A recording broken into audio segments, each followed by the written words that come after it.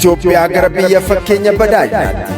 Badhaadhina filachuun misooma nageenya dimokiraasii fi obbolummaa sabdaneessa mirkaneessu. Badhaadhina filachuun badhaadhina hunda galeessa gonfachuudha. Badhaadhina filadhaa mallattoon keenya bissii yookiin najoo qamadiiti. Filannoon keenya yoomuu maatee badhaadhina.